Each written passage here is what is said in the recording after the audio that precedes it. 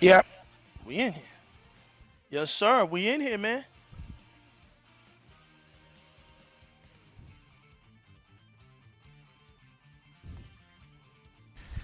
Let's see. Let's see. I'm playing now. No, why it's not showing? Let us know. Let us know.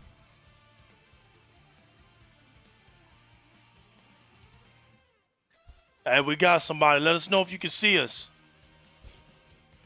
Yeah. Start mine back up. Up. Went back out. Start back up. Can you hear me, Hebot? Can you hear me? I can hear you. I can hear you. Okay. I can hear you too. I'm going for my confirmation. Give me a second. Booting everything back up before we start up. Yeah, ladies and gentlemen. Yep, we're live, baby. We're live. It's working, One more Chris. time. We got next new year talking. episode, and hopefully we'll be able to do some catching up. And you guys will see this on your end. If you're with us now, live and direct, as we usually try to be, welcome. Thank you for joining.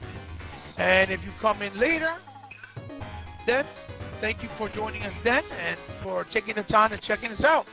You sounding good over here. Quick show. Oh, nice. Today we're gonna do a quick show. We know it's Super Bowl Sunday, so we're gonna try to not take too much time, but make it a little fun. And as you guys know, the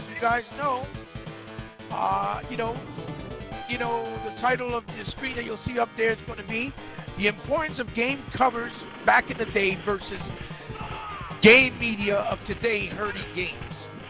That's basically what the topic of the game and the title of this episode is going to be. So thank you guys for joining us. We're going to try to play a little beat 'em up here called the Capcom beat 'em up, as you all know, while we're talking. So it's really nice to be back. It's really been quite some time. We all have lives that we have to take care of on a daily basis. So, it's not an easy task to try to make up enough time to come and do this periodically every day or every week consistently. But the importance is that we haven't forgotten you guys or haven't forgotten what we're doing. Because, we are who we say we are. We are real gamers, and we want to do a little something different, like we said. That's why we're here on Mixer, so you can check us out live on both ends. And if not, you can check us out on our YouTube channel later when we have the ability to upload the videos. So, D, how are you, my brother? Man, I'm doing good. Hebot, man, good to have you, man. Good to see you. Good to have us back, man. I know. It's good to be back. There's life things that go on, and that comes first, especially when it's concerning family, and we work our schedules out around them. So it's good that you squared off, man, and I'm squared off, and we keep this We Got Next going. To all our Xbox fans out there, man, we just want to say salute to you and thank y'all for supporting us with our endeavor. I'm glad to be a part of Hebot's platform stage of conquest, and thanks for having me, man, as usual.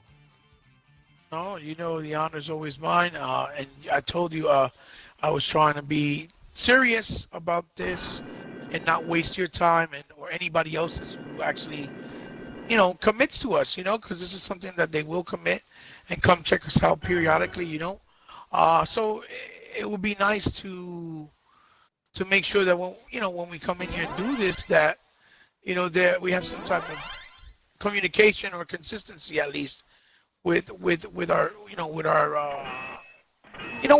audience, I guess is what I'm saying. So, it's not easy, like you said. I have a lot of things going on. Same thing like you. Same thing like many others, I'm pretty sure, that are in the same position as we are in as adults. You know what I mean? Right. But it's good to be back. The importance is that we are back. It's still the beginning of 2019. It's not really been that long. It's only been a month since the year started, and I hope everyone, including yourself, is doing really well, and you're having your fruits of your labor and your New Year's resolution coming to fruition little by little, obviously, because the year had just started. So but it's good to be back, man. It's so nice to hear your voice and you too, man. And be able to communicate. So let's I'm glad you were able to make it. It means a lot to me, and like I said, you're my partner in crime for this endeavor of We Got Next, the title Salute. of our show. So, Salute, man. salute you, brother. So anyway, D, like I said, the title is basically, it was an idea that I got way back when from Ricardo Vasquez. So big shout outs to him. And basically, I think it fits well with what's going on right now with the gaming media, because you see how a lot of these media outlets, right, are trying to do these judging of games based off previews that they have the privilege to go out to, companies like Microsoft and companies like Ubisoft or even PlayStation, whatever the case may be, and they play these games ahead of time. They preview them. They even get copies of them actually, for free in a lot of instances, in a lot of cases, right? And then the sad part is that it almost seems like it's become a consistent. It almost seems like it's been a consistent pattern, right? Especially especially with Xbox games, right? With Xbox games in general, and a lot of people will be like, "Well, why are you saying that? You're just you're being delusional, just thinking that's what it is." No, I mean, it's one thing if it happens once in a while, right? With certain things, with being critiquing, because there's always room for constructive criticism, right? As you will. There's always room for that, but when you see that a constant nagging of games, and it always comes from one side, in this case, being Xbox, right? Right. We have it as a perfect example right now with, Crackdown 3 that's supposed to come out literally within, 10 days, 9 days, something like that, 11 days. Right. And it already had a very hard development cycle because they tried to implement and utilize a brand new technology. Right? That has never really been used the way that it's been utilized before, which is the cloud for complete destructibility. And of course, as you know, my brother, because you're an experienced root gamer yourself, and like many others out there that are like us, like E-Rock to name a few, and Sega Forever and Sega Man, and Mr. 100, that they also been around for a long time doing this. With like anything new, it's always really it's a growing pain type of process. You know what I mean? So there's going to be moments where things may not work correctly. They're going to have hiccups, but that's the point of it. That's how online started way back when you got the Game Genie on things like the Genesis or even the NES or the Super NES, where you could play online, but it was very primitive, very limited, and it was a growing pain process. But the idea and the thought of it was amazing, because it was a different type of venue to play with anyone that you know around the world, any friends of yours, or people that you met, or people that you perhaps moved and you haven't seen in a long time, through the access of gaming online, whether it was multiplayer, whether it's co-op in a campaign in a game. And look where it's come to this point. It's come so far. And that's the beauty of it, because someone back then believed in it, didn't give up, and continued and continued. One of those people being Sega, obviously Microsoft, and then Nintendo, and PlayStation and Nintendo to a certain degree. They're kind of still behind. Hey Sonic, hey Sonic, how are you? Nice, thank you for stopping by. And for example, Yeah, let us know. Let us know like, how we sound. Let us know how we sound. Always. Right. Always let them know how you sound. It's right. So it's one of those things like in 3D, in the 3D space, same thing. They keep trying. Every time they try, it gets better and better. Same thing now with VR. They keep trying, and every time it starts, it gets better and better. Oh, thank you, Sonic. He says we sound good. Thank you, my brother. I appreciate it. So that's Danny Boss. That's Supersonic Station. Thanks for stopping by, my friend. Salute to him. So yeah. So we're trying to play Armored Core as for the audience, just in case. We're trying to do it co-op via online while we're mixing and doing the show. So yeah, so that's one of the things that I wanted to, I think we did this kind of bothering me. Right, I hear you. Is this the one with the robots? Yes, yes. I don't remember, but I think we did this one already. The robot one. We did the robot one. Yep, we did this one. So we can back out of this one. We did this one. Oh, no problem, no problem. So that's one of the things that's really been bothering me, because this game was played by these outlets, right? Mm-hmm. That only played the game for about an hour and then played multiplayer for about another 45 minutes to an hour. They had restrictions telling them not to show cutscenes to ruin the story and things like that. And yet here we are with the nonsense of them saying things like, "Hey, look, the game just feels too much the same." Right. Like any other game, obviously they have a foundation. Right. So if it's a shooter, it's going to feel like a shooter. If it's action platformer, it's going to feel like an action platformer. If it's a RPG, it's going to feel like an RPG. If it's a RTS, it's going to feel like RTS. You guys get the drift. The point is, it's an action. Yeah, we're talking about Crackdown right now, right? Yeah. So it's an action, chaos,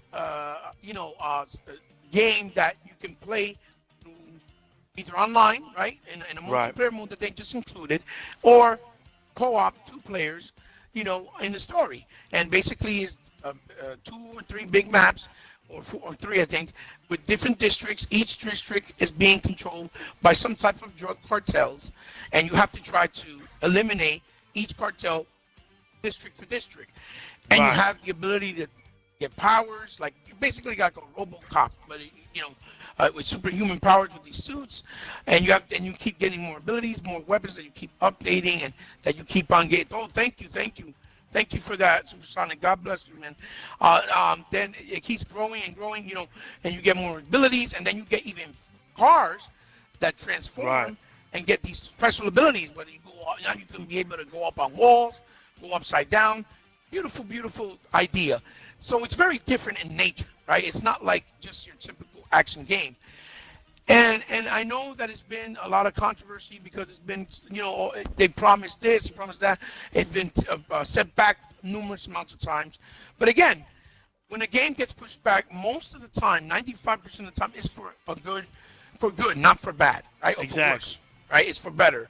It gives it more polish, it ends up being better, and we all benefit as gamers for it at the end of the day, as opposed to rushing it out, not really giving it enough time, and then the game comes out and it's more broken and it's not as acceptable as people wanted it to be, right? Right. So, as we know, if they do that, then they scrutinize because they didn't give them enough time. And then if they don't do that, then they say, well, why didn't they give them more time?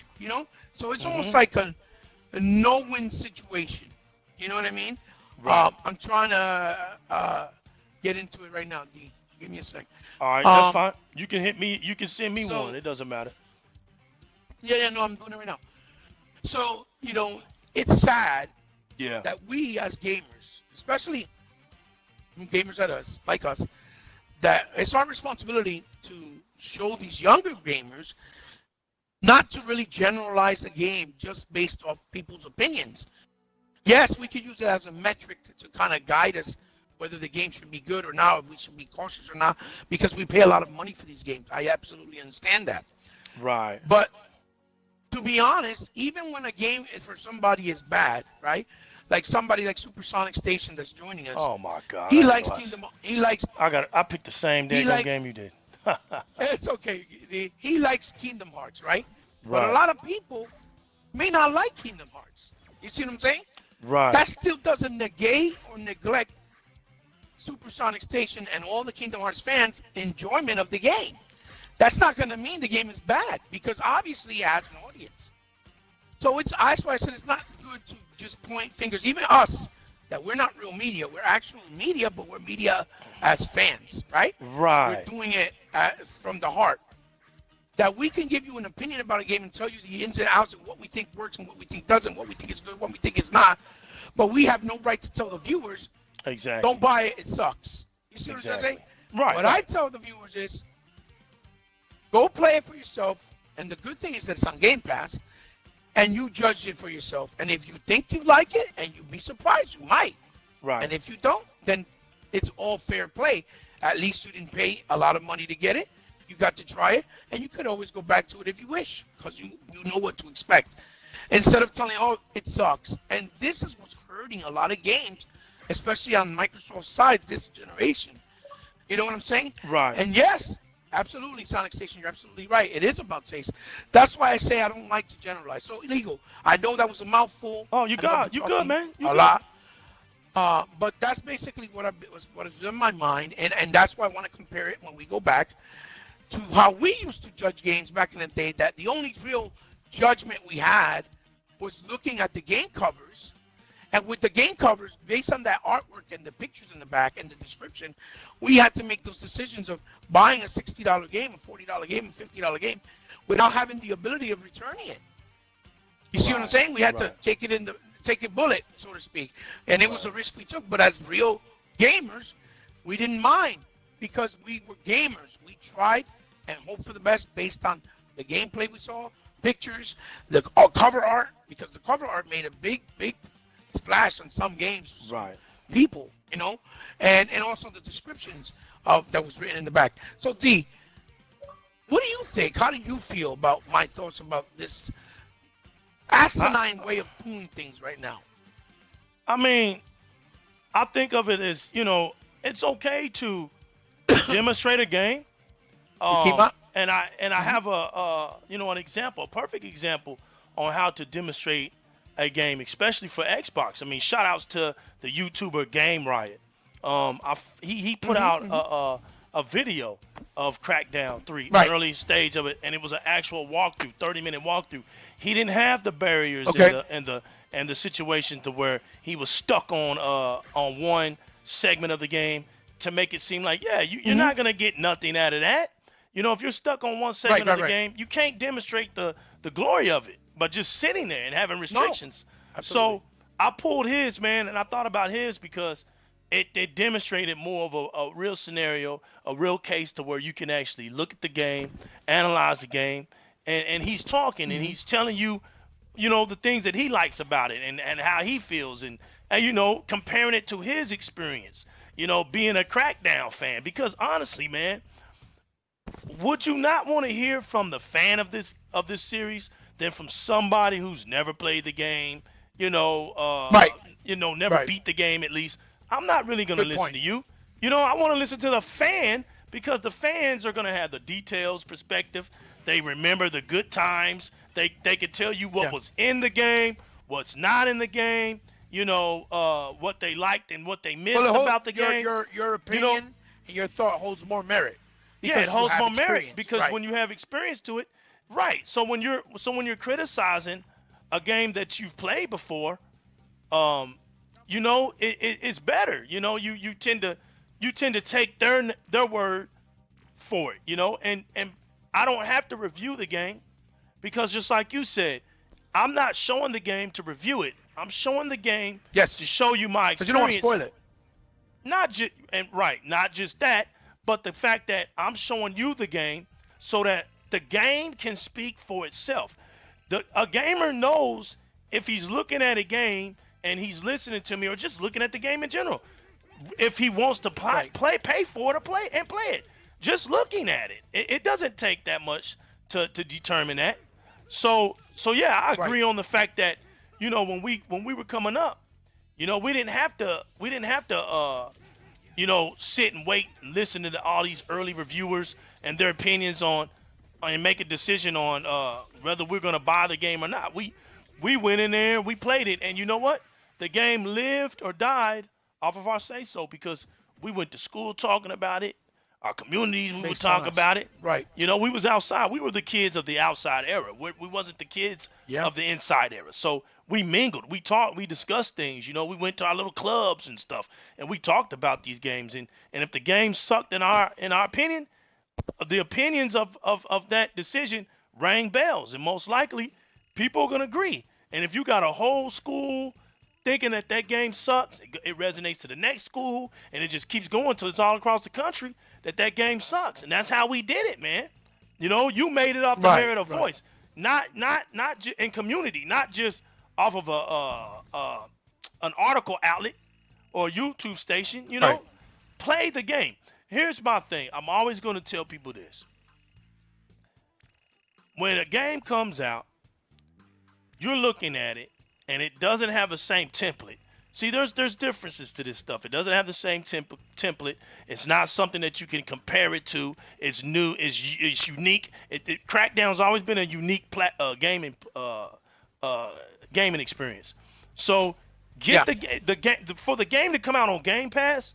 It's telling you, hey, don't worry about anything. Play it. That right there is telling you that. It's telling you, yo, just get it. Yeah. Get it. Play it. Don't worry about it. You know. And that's Right. that's all anybody needs to do. When I liked his video. It showed me things that I didn't see, but on the first examples, nowhere near. I like the presentation, I like the colors, I like the way the game looks, man, and I'm glad that Crackdown 3 stuck to its roots. I'm glad. Right. Right. Well, you hit two very valid points. Two very, very valid points. One was the one that you said about, how we talked about it in the playgrounds, in the schools, after school, in the after school program, during lunch, during recess. Right. And that is how we got the word out back then. That's right. That's how we got it out. It was just the way it was. That's the way things worked back then. That's right. And it was effective because, That's right. basically we would say, yo, check, I played this game out. And to be honest, because of that, you brought up another topic that blends in together because it's under the same bracket. Basically, is a lot of times back then, games got success because of the word of mouth that we spread as we talked about it. The youth, the gamers from that era. Because back then, it was different. It was all young guys that played video games. It wasn't really a lot of older guys playing the video games. Right. The older guys were making the video games, but they didn't really play them. Or if they did, they really weren't in public saying, "Oh, I play video games," because it wasn't acceptable back then. That's right. If you play video games as a grown up, adult, they considered you childish. They considered you a child, right? Because they weren't looked at as a form of entertainment or art form. They were looked at as as something that was really childish or just for kids, basically, or generated for children. That's right. So it was a completely different mindset. So that those 2 points that you said blend in very well because you're right. A lot of games, if we said, oh well, it kind of sucks because of this, it kind of sucks because of that, and then people would go play it, and then they would say, well, you're right, I didn't like this, I didn't like that. Right. The same way there would be a selected few that would be like, well, wait, I actually liked it because of this or because of that. Right. And that's how you started to figure out, and we started to figure out as gamers that gaming was very unique because since they have different genres like RTS, RPG, beat 'em ups, action adventure, puzzles, that for some of us, if we thought a game was horrible, right, or bad, because no game is really terrible with the exception maybe of E.T., but that's because he had 5 months to make the game, and no game should have that little bit of time to be made. Exactly. That's why it became the joke of the community, even though it wasn't the guy's fault, it wasn't the developer's fault. It was the people over there at the studio that wanted to make a game real quick with Atari, and it came to be shovelware basically. So to get to the point that I was saying is, you start to realize that gaming was very unique by design. You know what I mean? By design. Exactly. Meaning they have different genres of games. You have, again, beat 'em ups, first person shooters, racing games, boxing games, sports games. Some people like certain games and certain genres and certain areas, and there's no other medium really that you can say that with, maybe the exception of music, right? Right. But you only listen to music one different way through your ears. With games, you can play them very different ways. That's how they're distinctive from each other. And also, what you call it? The movie industry, right? Where you can watch movies, and they're pretty much on the same. It's the same thing, there's dramas, there's action movies, there are horror movies, there's documentaries. But again, Right. you watch them. You don't really Right. have a physical experience Exactly. other than emotion. Exactly. With gaming, you have a physical, an emotional, even a visual, obviously an auditorial, because Right. sometimes a game's audio alone Tutorials. A can tutorial. A that teaching. can Yeah. captivate you, right? So Right. it's different, even though they have a lot of similarities. So gaming is the most distinctive entertainment media. You know what I mean? Right. And that's why I think a lot of people gravitate to it now. That's why there's a lot of more casuals in it now, because it's something anybody can do at any given moment Right. for entertainment. So yeah, I'm very glad that you hit those 2 points about how we went out, we discussed it in recess, after school programs, and we spread the word, which also led to a lot of games having success, or a lot of people being more aware that certain games may not be as good as we thought, especially at the prices that our parents were paying back then, because Oh we yeah. didn't have parents. We We weren't didn't have all no fortunate rich enough to have parents. parents too. Yeah, Right. yeah, exactly. It wasn't everybody that had parents that had money. So the majority of us, right? So that Right. we would get maybe 5 games a year, and that was a lot. That was a big You deal, know? bro. A year. Yeah, That was a that's big why. deal. Right. That's right. That's why we used to do a lot of things like trading, sharing each other's, sharing each other's games. Exactly. That's why we did And that. that's There how you we go. were.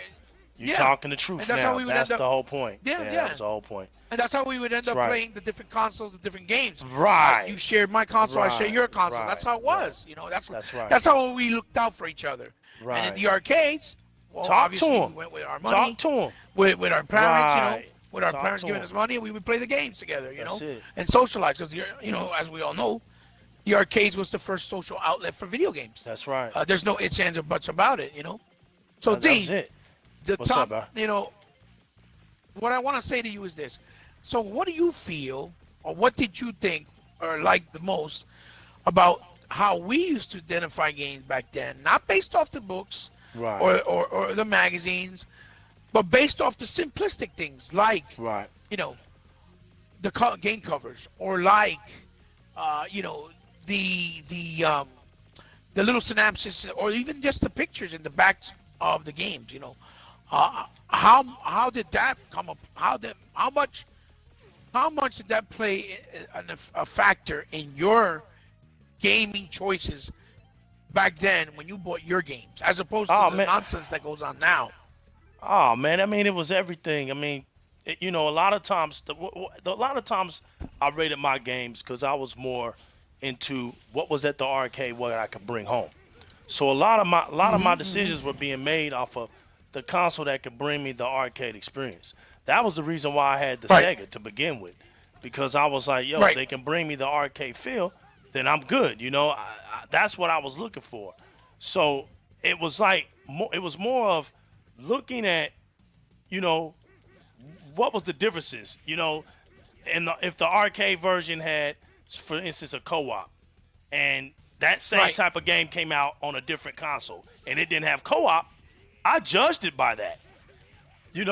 That's what Right, that's what I right. went for. I was like, yo, I'm not gonna waste my money mhm, if it can't. mhm. The whole purpose of having the console was to bring you the arcade experience. So the fact that if it can't live up to that merit, I didn't buy it. That's how I judged it. I was like, yo, it's got to Oh, at you least didn't, try. right? Right, it's got to at least try. Right. So, I never want. I always was into another thing. I was always into games that I was unfamiliar with as well. Yeah. For instance, yeah. games you like gravitated Space to that. Harrier. Right, games like Space Harrier. Yeah, yeah. I was amazed at how these games that I never heard about were that good. And it was and what it taught me was to Okay. give games that I didn't know a chance. A lot of people don't know Right. Alice Kid in Wonderland and stuff like that, Wonder Boy and all that Mir- stuff. Miracle World. Miracle World. Miracle Yeah, World. let's do That's Miracle right. World.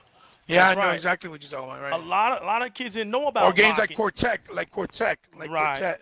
Lock and Chase, I don't know if you where it was remember the cops, Quartet. the cops and the robbers Pac-Man style game, but you're actually a Yeah. robber and the cops are trying to get you. So it was a lot of things that I grew up on that were not the popular names in the arcade household. Yeah. Right. So I as a kid, I grew up to love those games more. So it's in my resume as to why I had a Sega Genesis, as to why I had a Xbox. Because Xbox and Sega Genesis don't make those games that you see or hear about. They are all about new IPs, new experiences. Those kind of consoles are the reason why I gravitated to them, because they were more to my speed. Look, I had the Activision Super Arcade console. I had the Intellivision. Yeah. You know, I could have had the Atari 2600, but everybody had it. When my dad was buying that stuff, I wasn't getting what everybody had. I wasn't getting. Yeah, Sonic Station. Yeah, what did he say? Sonic Station, real quick. Not to cut. He said Power. What did he say? Nintendo Power Magazine told us every game was good. Laugh out loud. He's right. They would say every game was good, even though it wasn't the case, but they would say that. Then he said, Sega. Those Sega commercials were so good, and Cortex was my #1 arcade favorite. Heart. Yeah, I know. I used to love Cortex.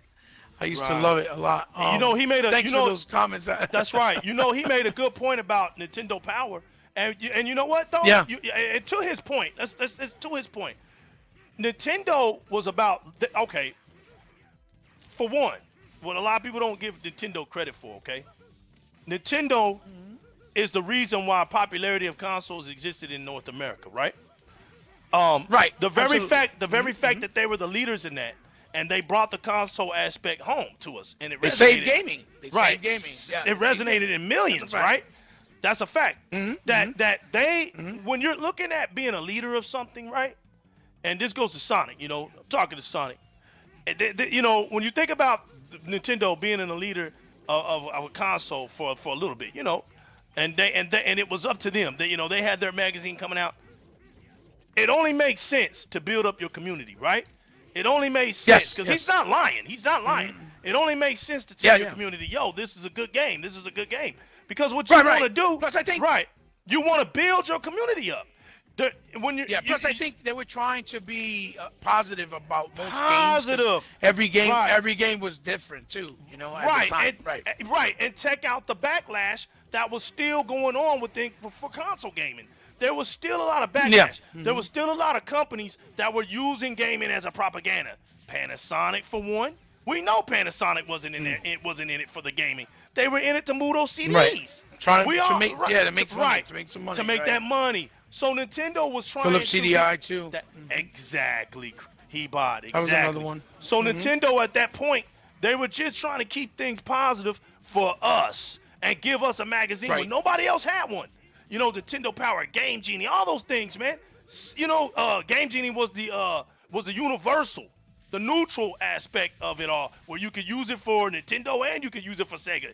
You know, Sega coming out, making their consoles compatible, you know, to be used for more than one function. It was a beautiful thing. They were trying to show the versatility. And now look. Well, they were trying to evolve gaming from the jump. Evolve gaming. You know, they gave us a bunch of stuff like, you know, micro cards that were indie games, like the virtual reality, just trying like to get 3D you gaming on the console at home. That's right. So you fast forward that up, and all I see is Xbox doing that. You know? Yes, sir. You know, I'm a fan of Xbox because they're trying to do what the essence was always trying to do in the beginning. They were always trying to do that. Yeah. So this crossplay to me, crossplay never was mad to me. How can crossplay hurt gaming? All crossplay gonna do is help gaming.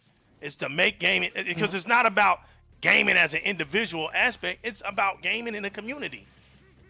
As friends, right? And we don't mean just competitive multiplayer. We mean like in campaigns, like in Gears, like in Halo, things like that. Right. You know, you play the campaign together, enjoying it. Yeah. So why do we think Microsoft is trying to stay positive? Microsoft is trying to stay exactly. Microsoft is doing the same thing. They're trying to stay positive because they're building up a community. They're the leaders of what they do. Nobody brought crossplay like Mike. Look, people say, Sony says, yeah, we've been doing crossplay for years. Yeah, true enough, but you was using the PC platform when you did it. Nobody used console to console platform except Microsoft. Microsoft was the first to do that. So that's what Sony's full of smoke and mirrors all the time. When Sony opens up their mouth, you really have to pay attention to them because they smoke and mirrors, man. They're very smoke and mirrors. Well, you gotta pay close attention to them. Yeah. Here's the thing. The thing with crossplay is it's definitely important in the sense that it's gonna bring I'm gonna call him right back. It's gonna bring the ability now to play on other people, right, that have other consoles in certain games that are multiplayer. You know what I'm saying? And that's never really been in that level before, which is awesome, because that means that person that is your friend that, let's say, didn't have the ability to buy an Xbox or a PlayStation, right? They only have one, but they have that game. You want to play with them. That's the beauty of it. Like, that's cool. We can play. Now we can play, and that's dope. But it has to be done in a point where it's not used as a selling point, right? That's right. If you will. That's all they concentrate on, because then they're gonna lose the essence of gaming, which is more gameplay, more creativity, creating better worlds with stories, and more innovation in the gameplay itself. That's where you have to be careful that it doesn't damage that, if you will. Right. That's true. That's true. Of gaming, because it could be very plateau. I guess it could plateau into that as far as that goes. But I like that you mentioned that how we needed those platforms, because it helped bring out the word, it helped build the gaming community. But the honesty of that situation is, those gaming journalists from then, they were actual gamers that liked gaming. Right. A lot of them are now in the gaming business making They didn't go to games school, get a degree. Right. They didn't get it. They go to school, get a degree and they grew up on one console that they liked the most, and they got a segment to just talk about that. That's what you have now. Right. You have that within an individual company. You have multiple sections that have multiple. Well, you have all types multiple of diverse anchors. people. Yes, that will talk about their favorite consoles. You see what I'm saying? So right. You might have an IGN, for example. We'll use IGN. You're gonna have a Nintendo group. You're gonna have a Xbox group, and you're gonna have a PlayStation group. And when PlayStation comes out, you're gonna have the PlayStation people talking. When it should just be one group where they all understand. You're working for a gaming company, so why is it the gaming company together for the first? See, that's something you gotta understand. If the gaming company itself is separate with their anchors, then there's no reason why you see a lot of the bull crap that goes on. If you're trying to get that many people to take a look at what you're saying by having to ridicule another console to do it, but then when things don't go your way because the streets pound you through the console war, and then you want to change it up and say, well, you corporate slaves and you're a fanboy and all that because when things don't go your way, but you started it in your articles. Right. You started with all that negativity. What I really think you're trying to say is basically that, journalism right now, there's two problems. One is a lot of these guys that are journalists now are all connected to one console, and a lot of them was in the era of the PlayStation 1, right? Right. That's the first problem, right? So there's a lot of favoritism based off their own personal preference, right? And you can't have that in a profession that's supposed to cover all of gaming, right? Right. And then the other problem is that since we live in the era of where the only way they're going to make money, right? Like back then, the only way they made money was by people buying the magazines in the stands for solicitation until they got solicited or whatever, right? You remember that? Yeah, I remember that. That's good stuff right there. The other big difference is now is that in order for them to get views and get paid, they need more views. So they kind of have to be, in my opinion, one-sided to whatever's popular to get those clicks, to get those views, to make that revenue that they need to keep getting paid. And it's messed up because what it's doing is It's adapted the new age gamers growing up now that it's okay to be one-sided when it should be more about you playing what you want and what makes you happy. Right. You see what I'm trying to say? Right. And that's the mentality that they have to have. Here's the thing. Here's the thing. Having that. I can respect a reporter or editor or whoever, whatever we want to call them, right? If they are gaming journalists, if they are going to be completely honest about everything, there's no reason to never call out something that's never evolved or never made the made the gaming industry better. How can something last over 20-something years and bring just about nothing that it brought when it first came out to the gaming industry? And y'all know what I'm talking about. I don't have to say any names on it. It's just too evident. But when for it to have lasted this long and you don't hear nobody calling it out, that's ridiculous. You don't hear nobody. That lets you know, man, that look, there's levels to this stuff, right? There's dimensions to this stuff. There's a reason why I have the Xbox One X, and I don't care if it's popular or not. There's a reason why PC gamers have PCs. They don't care if they're popular or not. They're playing because they want the best performance. That's exactly right. If you're one of these follower type of people who just go where the crowd go, you're not really having the best console. You're not gonna have, like I tell people, we can see thousands of Toyota Camrys on the highway, but you're not gonna see thousands of Ferraris on the highway. You think that Ferrari the Ferrari owner, is worrying about us having Camrys? No, he's not worrying about us having Camrys. He can afford to have the best experience out on the road. That's what he's gonna do. Right.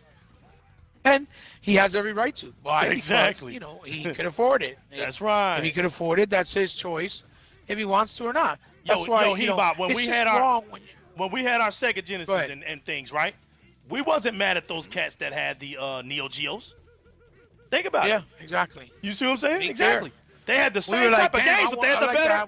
Right. That's right. We didn't care. We played because we would get the versions of those games. They just wasn't on par. Yeah.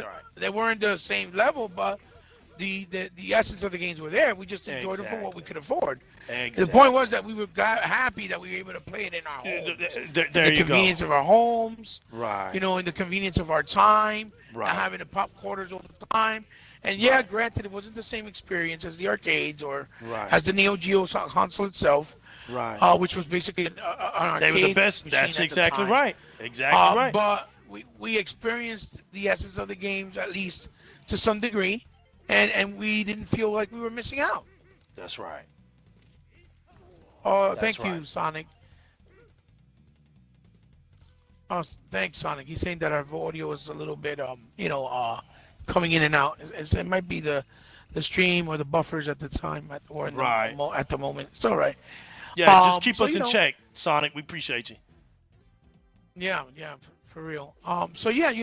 But again, what I want to do is I want to hit my thoughts on with the gaming boxes back then, because I think the gaming boxes were very, very similar with media in the sense that a game box for some people would actually kill a game. Like, look at Mega Man, for example.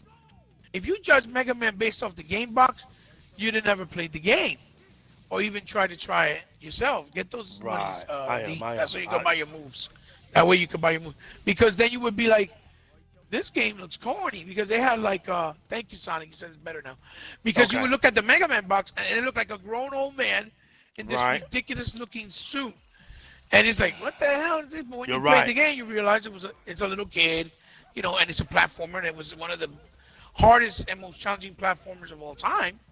And it was so challenging that made the game really satisfying when you were able to beat it and play it. And a lot of people gravitated to that. And it became very successful. Right. So in that sense, they're very similar to the media, because that bad box art gave the wrong interpretation of the game, and people judged it based off that and didn't even try the experience until maybe many years later, or never at all. If you know what I'm saying. Right. But the difference is, we had the choice to buy it, whether we saw the bad box art or not. Right. We didn't have to worry about not buying it. We always had the choice to buy it. You see what I'm saying? Right. I guess the same way we are the ones that have the choice to listen to these journalists or not. It's almost the same thing. Yeah, man. You sense, ain't exactly. You know, but a lot of game art back then were wonderful because they look at the ghosts. Remember the Ghosts and Goblins Right. for the Sega Genesis? The box art for Ghosts and Goblins was incredible.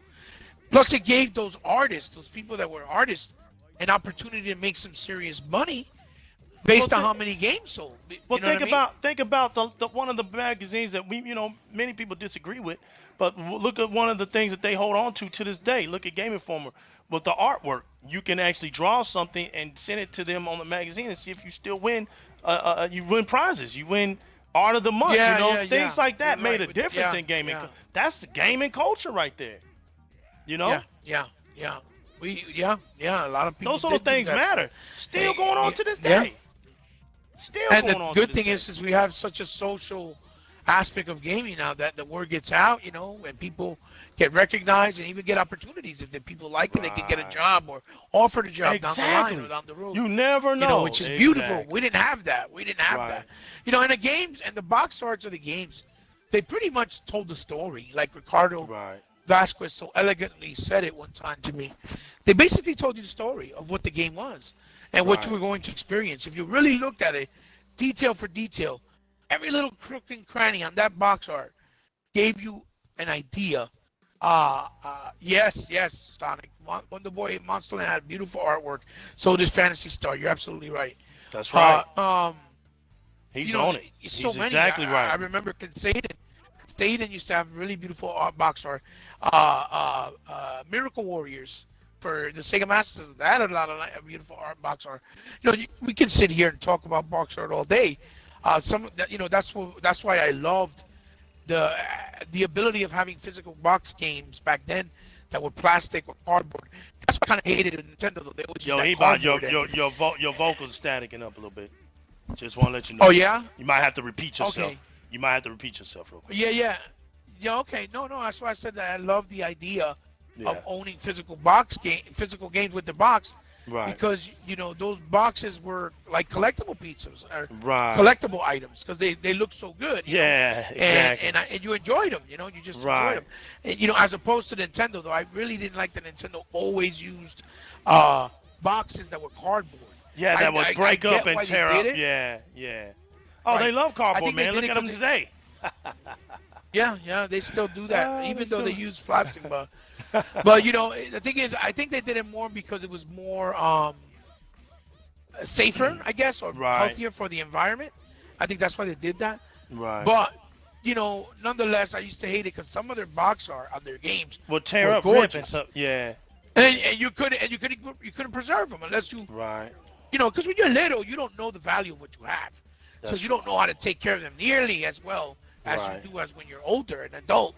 So you mess them up, and then you look back now, you think, damn, if I still had those fucking box arts of those games, oh man, I would have had a mint pristine. So the box art were very important in the decision making of a lot of games that we bought and purchased back in the day, and a lot of these younger generational kids, gamers, don't realize how lucky they are to have so many more options, like streaming, like video reviews, or like outlets like an IGN, even though they're hurting them because they do the bad messaging. But at the same time, that's why they do these dumb things, because they're worrying about establishing the views to make the revenue. But if they we get it, support, we get it. Yeah, we get it. We understand. It's never gonna stop. That's right. If they don't stop supporting it, it's never gonna stop. You want an outlet that's going to be fair game with every company and every game, right? Right. That there's not just going to be that bias. Like, I don't understand why they put reviewers, right, to review. Wow, Sonic, thank you. Jesus, he's hooking me up. He just gave me 10,000 lightning points. Holy crap. Yo, Sonic, save your stuff, man, because we're not sponsored. So save your sparks. Right. But I appreciate it either way. Right, either way, exactly. So check it out. Check it out, Dorian. So, you know, we need outlets, right? Like IGN Right. or like a Gaming Bowl or like a Kotaku. It doesn't matter, right? Right. Where it caters to gaming, the culture, Right. you know, where it gives the right messages about Japanese titles, Right. about Western titles in America, Right. American developers, European developers, which are very strong and powerful, in my opinion. Right. To be honest, did you tell Haskell I call him back? So call him back and tell him I'll call him right back that I'm doing a show, please. So, you know, all these things that we need to come together as a community and start vouching by not supporting the nonsense.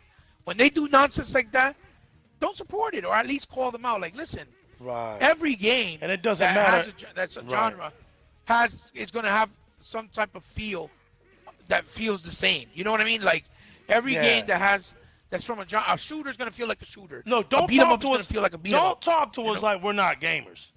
You know what I'm saying? Don't insult our Right. Don't intelligence. treat us like Come we're on. not gaming. Right. Like we Right. don't know. Right. You know what I'm saying? And don't insult the newcomers that are coming That's now. right. You know, right.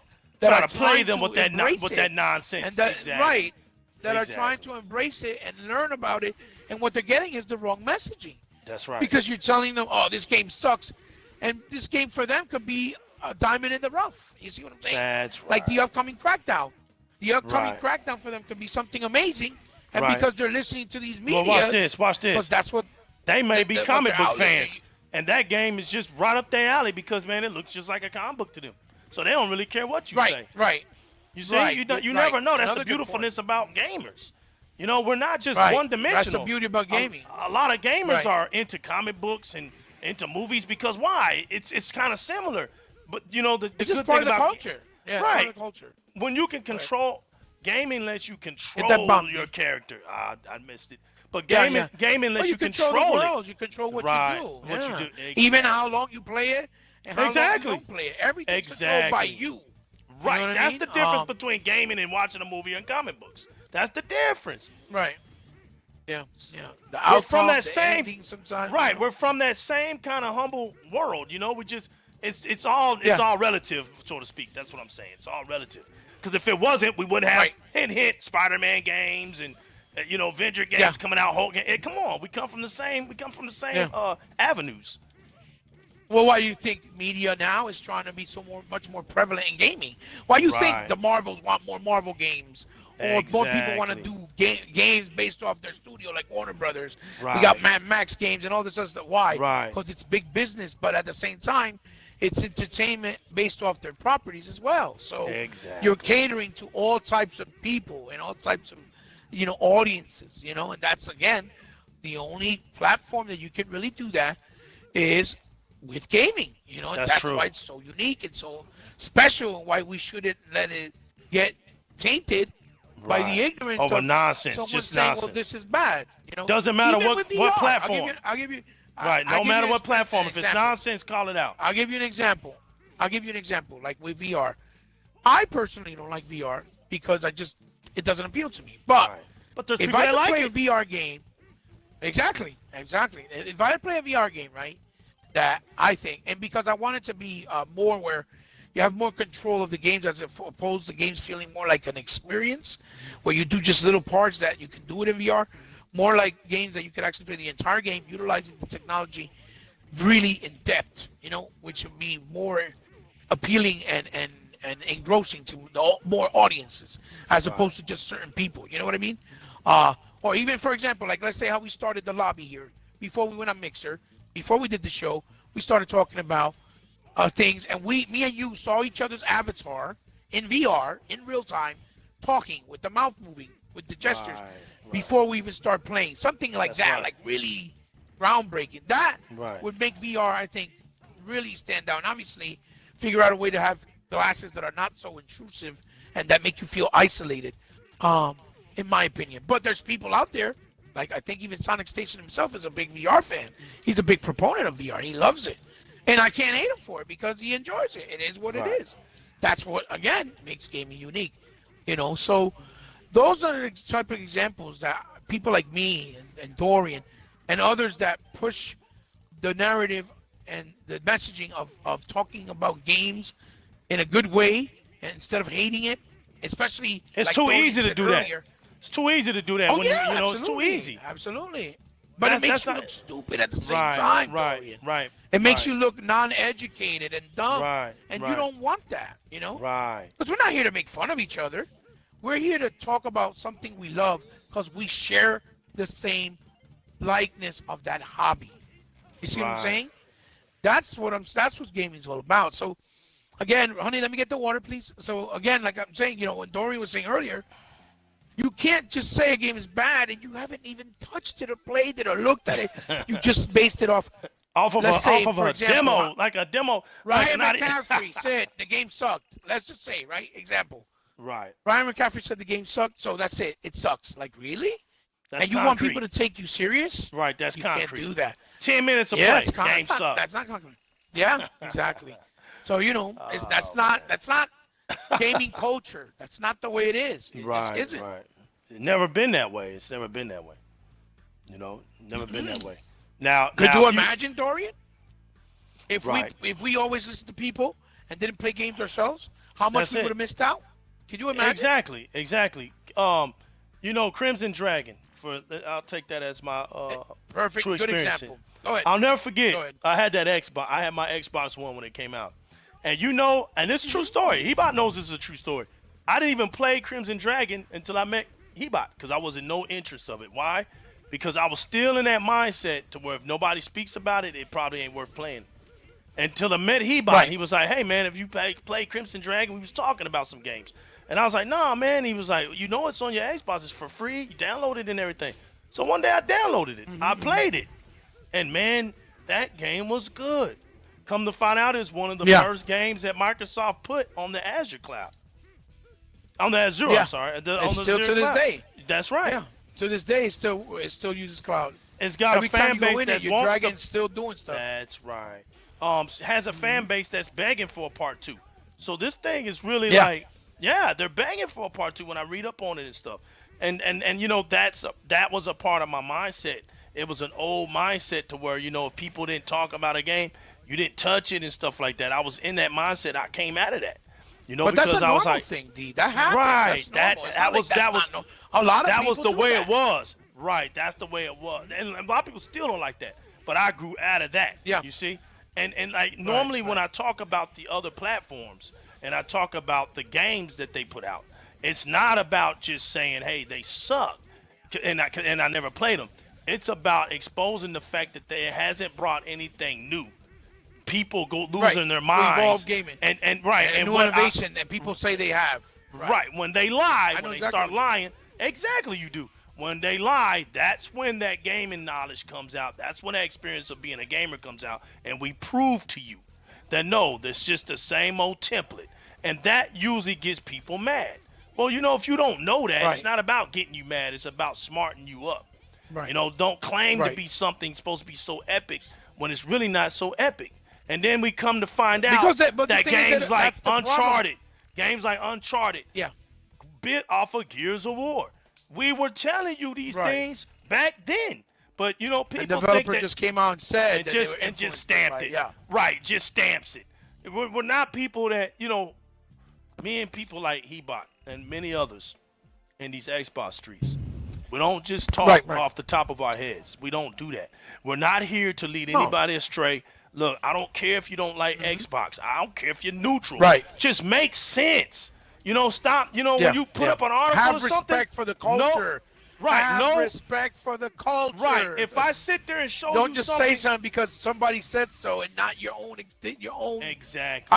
ideas and experience and Right. thoughts. When Go you ahead, when Gino, you go ahead. say something, when you post something up and you put something out there, we'll understand what you're putting out there, because a lot of times you could be putting something out there that's really not even a big deal. You see what I'm saying? And then when Yeah, somebody shows you another, hey, it's not a big deal, don't get mad at it. You're the one that put up Right. false hype. It's false hype. Well, it's like when people say, "Oh, a game sucks," right? And then you Right. go, "Okay, well, why it sucks?" Well, look, Metacritic says Right. it's a 70 or 60. Oh my I was like, gosh, okay, so now you base your judgment of a game off somebody else's. You So see that that all the means, time, Dorian, boy. not Right, and not to right. sound vulgar, that Right. means if I prefer black women, right, or Right. African American, and you don't do prefer that. Hispanic, Now you just messed up. Now you messed up when you said African American. I'm not supposed to like. That means I'm not supposed to like Spanish women just because you say that black women are not worth the time of day, or I'm not supposed to like a black woman. Doesn't work that way. That's not how it works. Because everybody's experience is different. It's different. You know. So you make yourself sound dumb. Right. You see what I'm trying to say? Because you can't put it in perspective. When you can't put it in perspective and you can't show what it is that you're presenting. See, that's the thing. Don't post something you can't prove what you're presenting. Then you get mad when somebody can show you that. That right there is what shocks me more than anything. Well, you can't take them serious because when they're doing the same thing, and they're going to show you Metacritic. That's insulting to us because we don't listen to Metacritic. No. Now, old school gamers like us, we don't listen to that. Nobody really does anyway, Hebot. Metacritic is for comedy purposes. When you got people who can just come in and push 0, that's comedy purposes, man. That's not for real. A metric for It's just a metric for an idea of what you to expect in the game. Right. You know, Metacritic should really be based off. Well, how are the graphics? Okay, they're from 1 to 10, they're like a 10. How's the story? From 1 to 10, it's a 6. How's the gameplay? From 1 to 10, it's an 8. That's the real metric. Exactly. That's the real metric. That's a better idea of what the game is giving you. Exactly. But when somebody's saying it's a 4 to 5, and that's it, and they're not really telling you, and they're just giving you their opinion why, but your taste is different than theirs. Like I said, I don't eat where you shit. That don't mean that I won't like it. See what I'm that's facts. No, that's just ultimately facts. It doesn't work that way. It don't work. It don't work that way. So a person's opinion has never stopped me from gaming. That's just bottom line. Right. And it ain't stopping me from gaming. That is what we're preaching. We always preach. It should not. Okay. What we call out is the bullshit of people praising one side more than the other. Let me give a demonstration. Really being fair to the other side. Right. Let me give a demonstration. Prime demonstration. People sit up in here. I'm a Ninja Gaiden fan. Ninja Gaiden fan, Ninja Gaiden Black and all that. But have you played Ninja Gaiden Yaba? Yaba? You know? Yaba. Yaba. Yeah. Have you played it? Have you beat it? I have. You know what? If I was listening to the critics, guess what, Hebot? I would have never played the game. You would have never tried it, right? I would have never tried it. It is very different game, but it's a good game. It's just good different game. And you know, as more and more people played it, more and more people realized it, and they struck back because of what they had put out on it. You know, just because that game isn't what you thought it should have been, that's the thing. There's one thing to knock a good game. And look, like I said, that game didn't have the template of a Ninja Gaiden game. It didn't. So there was another very different. Very different. So we're not sitting up here. See how we advocating that? We are consistent. We are consistent in what we say. I played it. I understand why they didn't like it because it was not a form. Well, the same way we understand a lot of Ninja Gaiden fans were not going to like it. We understood it. We know that. But that doesn't mean the game is bad. Right. It didn't make it bad. You know, once I started playing it, I said, man, this game's a trip.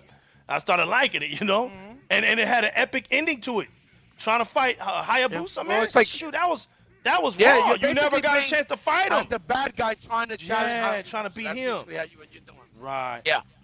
And by heart, he really wasn't a bad guy. He was just messed up because his view of being a ninja was different from Hayabusa. Hayabusa actually respected him because he was about his clan, and Hayabusa understood being about your clan. Except for he just, he picked the wrong. He went foolish by thinking he could beat him, and that's what ended up happening. That's right. Well, we need that backwards compat because that game is a game. Yeah, we did, man. Experience. And it's a lesson. We really do need that. We do. We do, it's a hidden gem that deserves a second run, right? Right, because it was a rebel.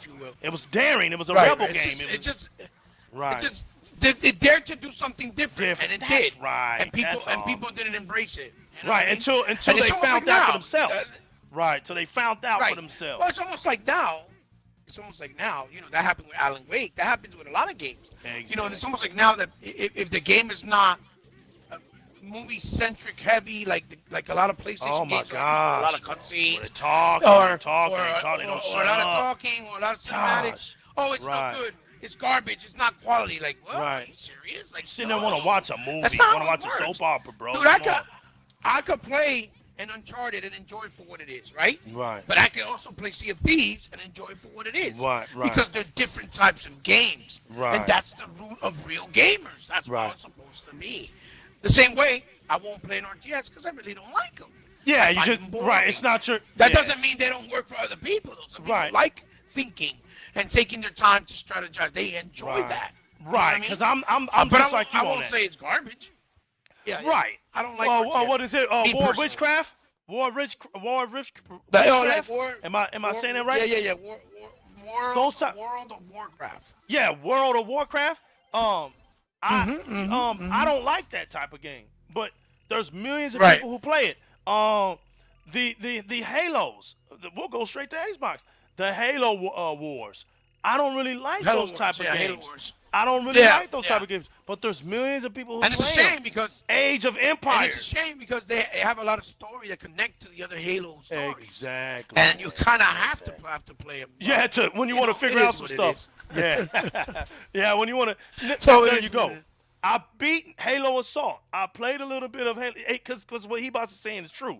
I played a little bit to get some understanding, and that was the reason I played them. Right. But yeah, there's some different genres that I don't even touch myself. I don't touch them. They're just Right. not my style. Right. That's beautiful. Beautifully put from your Right. side too, Dorian. So it's like I was trying to say before everything when you got into that whole thing right now is that a lot of people try to say, well, we're being corporate slaves when we're not. Basically, what we're saying is you can't judge a game without trying it yourself by your own experience. And that is not the way you do it. And the difference between somebody like me and Dorian and somebody like even Sonic Station that's joining us here. Yeah, or salute to others Sonic that Station. We know. There's so many that we know that Right. they'll play on all the platforms. They'll try the games out. But you can't be afraid to call out the bull crap when a company does wrong because then it'll affect us later on. Exactly. So if you don't like something, you have every right to call it out. But don't call it out just because it's popular to call it out or because it's the cool thing to do. No, Right. call it out because it really is something wrong. Like for example, right now, I'm gonna give you Like an when we look example at when we look at Microsoft. Fallout 76, call it out because there's really something wrong with it. That's a legitimate call out. Right. Well, I'll give you one with Microsoft right now. Microsoft Right. doing something, and I don't know if it's under their control or something that they're looking into, but they need to address it, and that's having to own Xbox Live.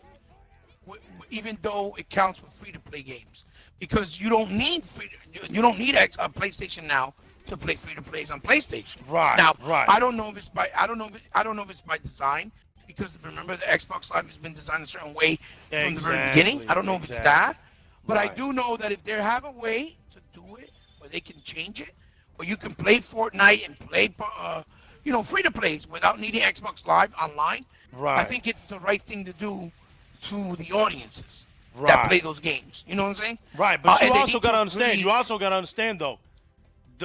I got exactly what you're saying, but I also understand it's not for everyone because there's some games, and you got to understand there's a program going on with Microsoft called the Indie program, and in that those indies are there actually making games, and they're not just making games for Xbox, they're making games for everybody. Right. So the format, That's right. The format is built on Xbox. When you look at the PUBG Ghost and of a the Tale, Ghost of PUBG. Tale, what's that other one? People, what is it? We what am I Happy thinking For about? You. We Happy For We Happy You. For There you You. go. All those games were made on the Xbox format. You know what I'm saying? Yeah, They yeah. were delivered Well, out. They were delivered out The to the blood and masses. sweat of Xbox There you go. community, the online structure. I know what you mean. What was it? Ark Survival. All those games, man. Ark Survival. That's right. Mm-hmm. That's exactly No, right. So that's also a very good point that Xbox right. has that other That's probably what. No, don't I'm just offer. saying that's probably what it is. But I do understand what you're saying. Right? To Maybe be I honest don't know. with you, I think Right. I think the reason why, to be honest, in my opinion, the reason why I think they're not free to play. In other words, you can't play online for free when they're free to play games, is because I think it's because they're on the servers of the Xbox internet. That's structure. exactly right, or And something. since It's their gotta servers are right. It's since their got to be servers something. are high security. You know how they have Yes. that authentication, and there's a lot of security behind them. That's why a lot of Yes. people's accounts never really get broken into and stuff like that. I Right. think because of that, that's why it's so it's structured that way in the sense that you can't Right. I actually was able to come back in that they can't change it, but maybe they can figure it out. I mean, they have the best engineers. I'm not trying to Right. damage control or make excuses. No, I'm just you're saying right. maybe No, that's a the good reason. point. No, you're But exactly right. Because we don't know. But Right.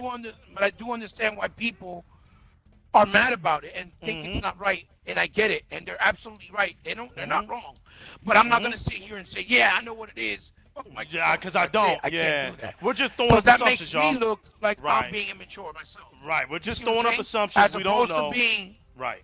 right, we're throwing up assumptions, and that makes me be part of the problem. You Exactly. want There something you to go. get better, you don't Right. make it like you're complaining. You talk Right. about it Have like some you're being approach. constructive Right. Have some and approach. want it to be better for your preferred platform. Right. In my right. opinion, that's the approach you right. have to take. Me, That's right. personally, that's how I feel. That's right. So That's you know, exactly right. that's and that will make a whole world of a difference by talking Yeah. instead of complaining.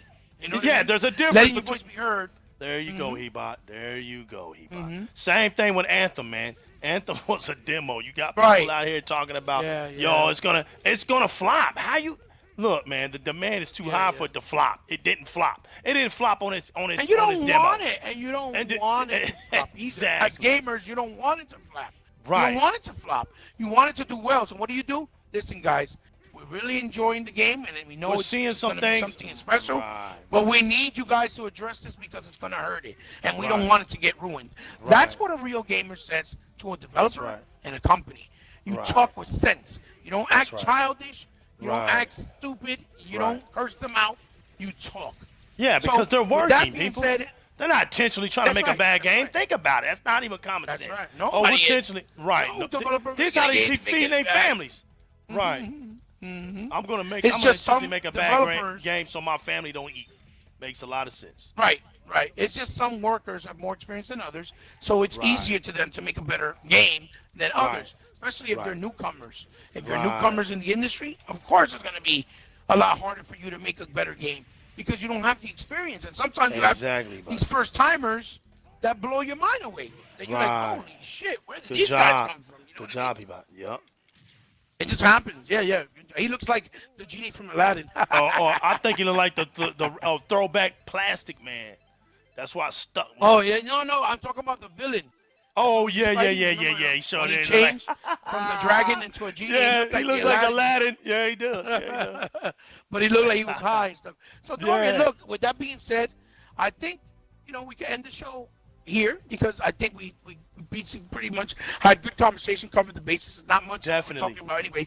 It's generally Definitely. 2 topics, and we said we weren't going to be too long, It's okay, but man. we wanted to be informative and assertive. That it was fun, short but sweet, Right. and assertive and instructive for those who watch it later. Right. So thank you guys for taking the time to joining us here live, Supersonic. Shout out to you. Shout and out to whoever him. else comes in later. And and Dorian, thank you for taking the time to embrace with me this moment in our show, my show that I came up That's with, right. the idea that I wanted to do, to have a more one-on-one, basis with my viewers, that they could hear more from me instead of just taking turns in a regular podcast format, Right, which right. I don't mind. I enjoy that also very much.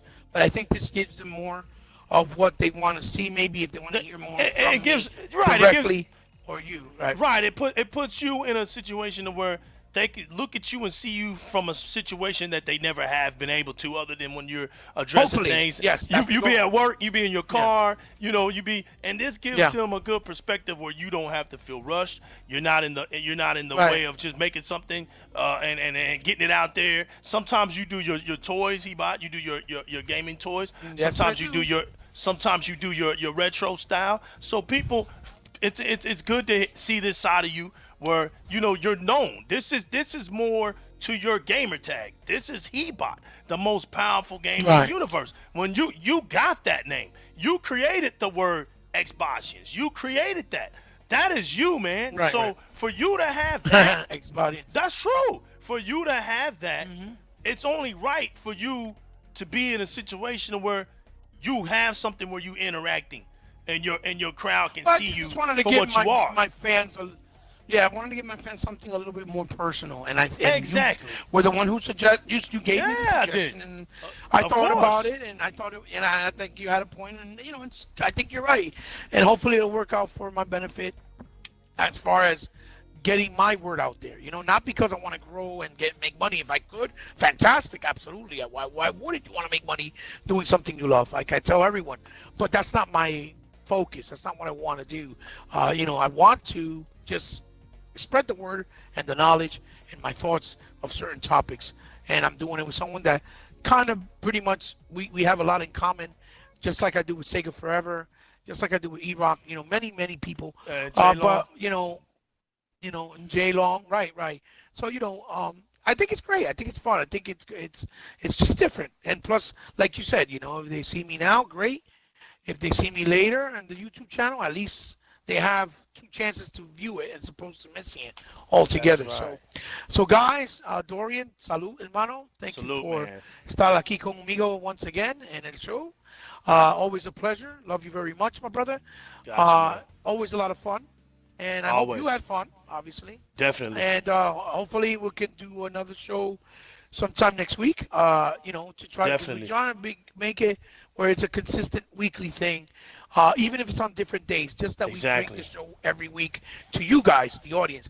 We can't really give a set date, basically because of our scheduling, our lives. We have a lot of family, a lot of responsibility, just like many others. Right. But maybe for others that don't have that, Right. it may be a little bit easier for them to keep a structure of a certain day at a certain time. But Right. just to let you guys know, we will always tweet it out and let you guys know when we're on, so you have an idea and you know at least that we were on, and you can come check us out later on our channels. So, D, once again, thanks again, guys. No problem. We got next. Thanks again. First episode of the year. Thank you for joining me, guys. It's been an absolute pleasure. Leave a comment, and share it with anyone that you think might enjoy it. And remember, we really appreciate it because we know you don't have to, but if you do, like we say, Dorian, like I like to say, you become part of our family. That's so, it. guys, love you very much. To the next one. Be out. We're out of here. Peace. Peace out, man.